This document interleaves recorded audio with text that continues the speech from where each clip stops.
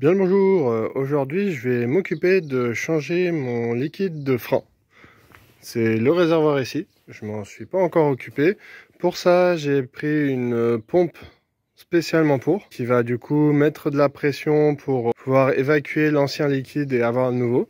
Ce qui évite d'avoir quelqu'un qui pompe sur la pédale, ce qui notamment peut potentiellement abîmer le système de frein. Je vous laisse chercher si vous voulez plus de détails. Mais du coup, je vais utiliser ça, ce qui fait aussi que je vais pouvoir le faire tout seul. Alors, j'ai du liquide de frein, j'en ai pris 2 litres, j'espère que ça sera suffisant. C'est du DOT 4, c'est ça qui est important, la Mini prend du DOT 4.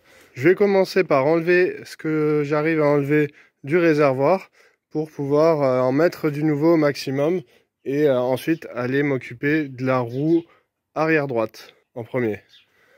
Si on regarde sur ce réservoir, ce qu'on voit, c'est qu'il y a 2 petits tuyaux en bas métalliques qui en sortent. Ça, c'est pour les freins avant et arrière. Et un troisième en plastique, là, ça, c'est pour l'embrayage. Et oui, sur ces Mini, l'embrayage utilise le même réservoir et le même liquide que les freins. Ça serait une bonne idée de purger aussi l'embrayage. Je me suis pas encore décidé si j'allais le faire dans la même vidéo. Je vais déjà voir comment ça se passe pour les freins avant de m'engager sur l'embrayage. En général, la plupart des gens font juste les freins et oublient l'embrayage. C'est notamment parce que l'embrayage est assez dur d'accès.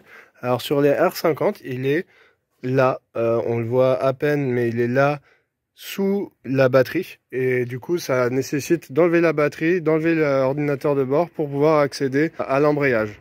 Donc ça fait pas mal de boulot. Et en plus de ça, apparemment, ils sont assez durs à purger parce que y a de l'air qui reste dedans. Donc c'est une opération un peu risquée. On va déjà voir comment les freins se passent. Au niveau de la pression à utiliser, le manuel dit de ne pas dépasser 2 bars. Mais sur internet, on voit plus aux alentours de 1 bar et demi. Donc je vais me contenter de 1 bar et quelques et pas dépasser ça pour éviter de potentiellement endommager quelque chose sur le système de frein. Et par contre, pour l'embrayage, ils disent de ne pas dépasser 1 bar. Donc là, il faudra vraiment faire attention à utiliser moins de pression. Pour l'ordre, il y a un ordre précis. Il faut aller du plus loin au plus près du mètre cylindre. Et sur une Mini avec conduite à gauche, comme la mienne, le mètre cylindre, il est quelque part côté gauche. Donc il faut commencer par le coin arrière droite. Et du coup, ça va faire arrière droite, arrière gauche, avant droit, avant gauche. Vu que le liquide est corrosif et peut abîmer la peinture, je vais à chaque fois bien protéger avec une serviette et j'ai des essuie-tout à portée de main aussi pour éponger tout de suite.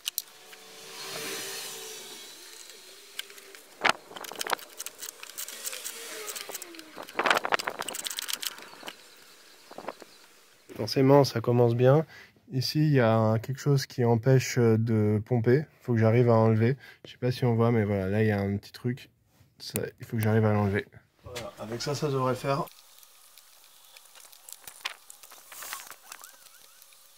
Ça le fait pas. On va passer au truc supérieur.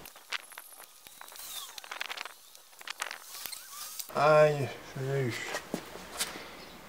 Donc ça, c'est juste un filtre. Je l'ai abîmé un peu, je pense, ou alors c'était déjà abîmé.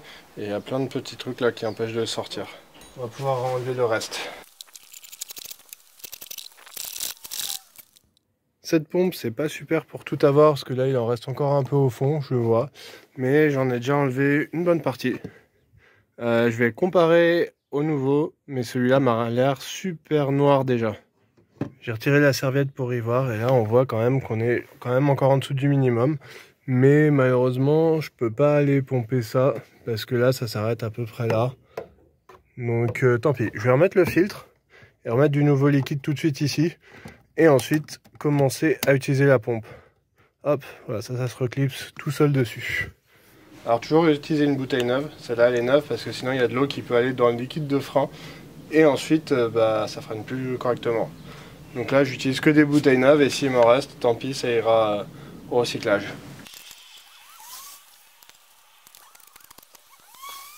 Je mets le reste du litre dans ma pompe.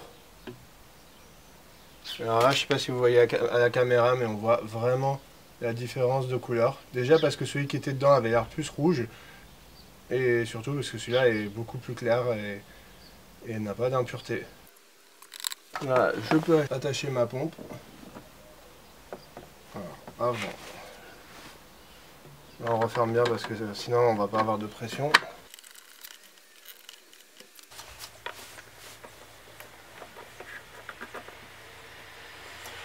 Là, il faut bien serrer, sinon on va avoir des fuites d'air. Oui, il reste plus qu'à pomper de ce côté-là. Donc on voit qu'il y a des bulles d'air dedans, c'est pas très grave. Tout ce qui est important, c'est qu'il y ait de la pression.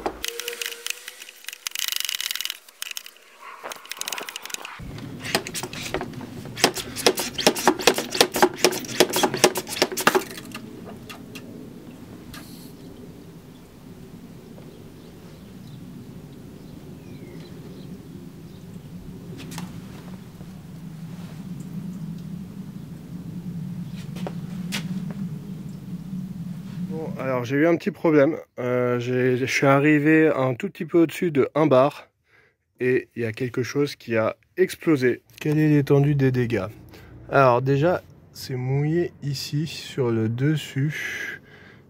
J'ai toujours du liquide de frein ici, du liquide propre.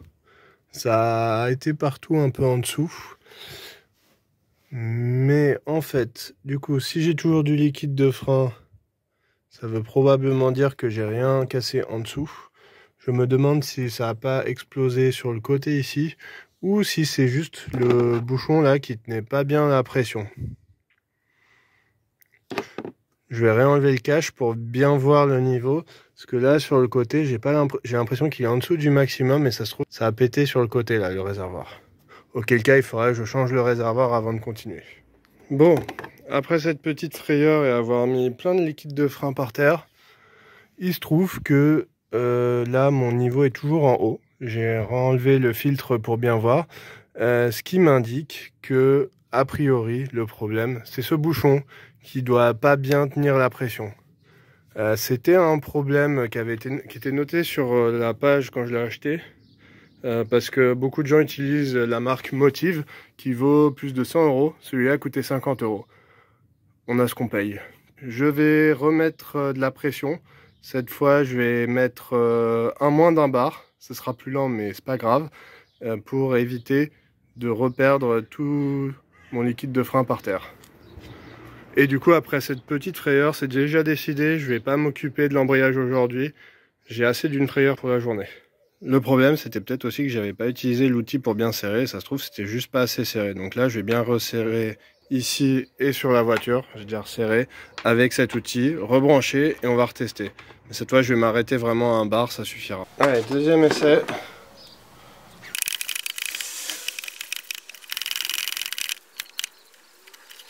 Ok, ça le fait pas, j'entends quelque chose couler. Le problème, c'était pas que j'avais assez serré, c'est qu'il y a une fuite autre part quand je mets de la pression. Je pense que mon réservoir est HS. Ici, je pense que ça fait pas le joint tout du tour, donc va falloir que j'arrête là et probablement que je change ce réservoir avant de pouvoir continuer. Vu qu'il me restait un peu de liquide, je me suis dit que j'allais le sacrifier pour bien localiser la fuite. J'ai bien localisé la fuite, c'est ici, à la jonction entre le haut et le bas. Ça se voit pas à la caméra, même quand on regarde on voit pas, mais là j'avais nettoyé avant et on voit qu'il y a du liquide et je l'ai senti en mettant de la pression, le liquide sort vraiment d'ici. Ça donne un peu l'impression que ça est au-dessus parce que ça a explosé, mais vraiment ça sort d'ici. Ce qui veut dire que je peux pas faire mon opération et je suis bon pour changer ce réservoir. Si on regarde le schéma, le réservoir est directement au-dessus du mètre cylindre. Et d'ailleurs ici, on voit effectivement il y a 2 joints. Donc ce qui veut dire que je vais devoir changer ce réservoir. Je vais en profiter pour changer les 2 joints. Et il va aussi falloir que je rachète du liquide de frein. Parce que tout est allé par terre. Je vais nettoyer tout ce bordel. Remettre les roues à l'arrière. Et faire un petit tour pour vérifier que tout va bien. Normalement, le fait qu'il soit craqué ne devrait pas m'empêcher de rouler. Mais je vais éviter de trop rouler quand même. Je reviens d'un tour d'essai, après une petite frayeur avant de démarrer le moteur où les vitesses passaient toutes sans toucher à l'embrayage, ce qui n'est pas très normal. Au final, tout s'est bien passé, l'embrayage marche correctement, le frein marche correctement, et surtout, si on regarde le niveau, ça devrait être assez apparent. mais on est en dessous du max, on est au-dessus du minimum. Et surtout, ça se voit un petit peu, mais ça fuit vraiment ici. Je l'avais constaté avant, mais là, c'est assez apparent. Donc, ce qui veut dire que je peux pas aller jusqu'au max, ce qui n'est pas un énorme problème. Et si on regarde, il y a toujours du liquide. Et il est redevenu noir. J'imagine parce qu'il a dû se mélanger avec le liquide qui était déjà dans la voiture, notamment dans le mètre cylindre qui est juste en dessous. On ne le voit pas très bien à la caméra. Et donc du coup, c'est parti pour commander. Avec les restes que j'avais, donc ça, c'est le liquide qui était dans ma voiture. Il est bien noir. J'ai pas vu de dépôt dedans, mais voilà. Il avait probablement besoin d'être changé, même si je sais pas si juste la couleur c'est fiable. Et ça, c'est le nouveau liquide qui est resté au fond d'un de mes bidons. C'est ce que je veux voir sortir des freins après. Donc là, vu que mes deux bidons ont été ouverts, malheureusement la plupart est allé par terre. Je vais pas les réutiliser. J'ai vidé tout ce qui restait dedans dans l'un des deux. Ça va aller au recyclage et je vais recommander. Cette fois, je vais prendre 3 bidons pour être tranquille et on va aller voir pour le réservoir. Pour la commande, il me faut le réservoir, le filtre ici. Le mien est un tout petit peu endommagé et je l'ai un peu abîmé en l'enlevant, donc je vais le changer. Là, on a 2 joints, ici. Alors, petit détail, mais là, il y en a 2. Lequel c'est? C'est une bonne question. J'ai trouvé ça sur un autre site, effectivement. Donc ça, c'est le 49 qui remplace le 05. Donc 49 remplace le 05. Du coup, je vais en prendre 2 de la nouvelle pièce. Comme ça fera un bon joint entre le mètre cylindre et le réservoir. Et il reste la vis de montage. Elle n'est pas cassée, mais je vais la changer pour être sûr. Et le problème, c'est qu'il y en a 2. Je ne sais pas du tout laquelle c'est, j'ai pas trouvé l'info. Donc je vais en prendre une de chaque vu le prix. Ce qui me fait 89 € pour réparer ça. Plus les frais de livraison de 10,91 €, on arrive tout juste aux 100 €. Et voilà, c'est payé, il y a tout le détail, la livraison est à 10 €, mais il n'y avait pas d'autre choix. Pour conclure, ça m'embête un peu de devoir dépenser 100 €, mais en même temps, j'ai pas fait vraiment d'erreur. Ça allait arriver un jour.